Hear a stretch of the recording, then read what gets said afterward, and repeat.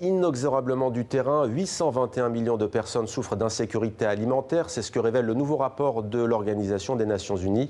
Avec nous pour en parler, Tiffaine Walton, bonsoir. Bonsoir. Soyez la bienvenue sur TV5 Monde. Vous êtes porte-parole du programme alimentaire mondial en France.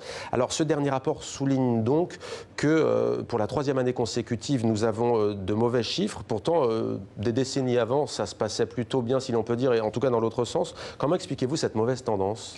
Écoutez, c'est étonnant et c'est presque l'absurdité de ce chiffre. On s'aperçoit qu'il y a 50 ans, on envoyait des gens sur la Lune. Maintenant, on parle d'envoyer des gens sur Mars. Et pourtant, on est incapable de nourrir 820 millions de personnes en 2018.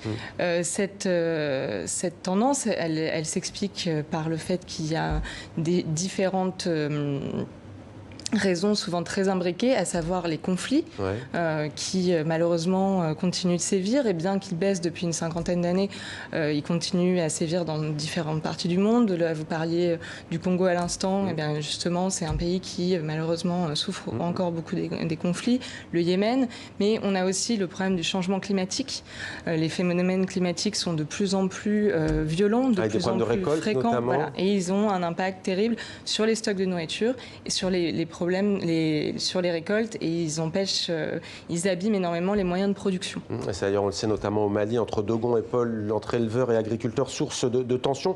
Quels sont les points rouges sur la planète? Vous avez cité le Yémen notamment. C'est aujourd'hui le point le plus alarmant.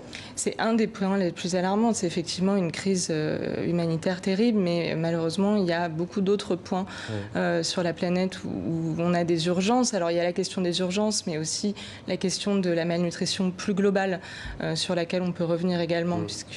Alors c'est vrai que ce rapport de l'ONU parle aussi d'un autre chiffre qui est tout aussi alarmant et qui gonfle. 2 milliards de personnes n'ont pas régulièrement accès à des aliments sains. Il y a bien entendu les 821 millions qu'on vient d'évoquer, mais il y en a 1 200 000 autres. Et parmi ces personnes, 8% vivent en Amérique du Nord et en Europe. Ça peut surprendre aujourd'hui. Ça veut dire quoi? Mais c'est assez surprenant dans ce rapport, et c'est intéressant que ce rapport le souligne. On parle notamment d'obésité.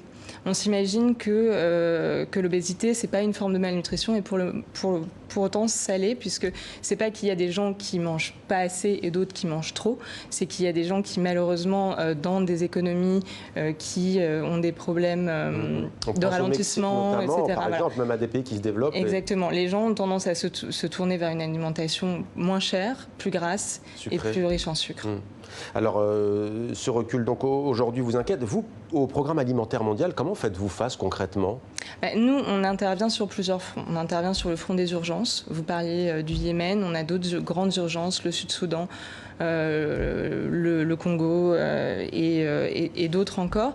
Mais on intervient aussi sur le long terme. Et c'est là qu'on a besoin d'une vraie mobilisation sur le long terme, à la fois des bailleurs, mais aussi des gouvernements, pour pouvoir mettre en place des programmes de résilience, dits d'adaptabilité des populations, pour qu'elles soient plus résilientes à ces chocs économiques, à ces chocs climatiques et aussi à ces chocs sécuritaires. Le Mali en est un. Est-ce que vous êtes d'accord avec ce rapport de l'ONU aussi quand il dit que sans sécurité alimentaire, il n'y aura jamais de paix et de stabilité? L'ONU prend le conflit du Sahel notamment, où des groupes extrémistes de tous bords utilisent la faim même comme une arme, notamment pour diviser, pour recruter des jeunes et moins jeunes. Oui, absolument. Vous parliez à l'instant du Mali et des conflits entre pasteurs et agro-pasteurs.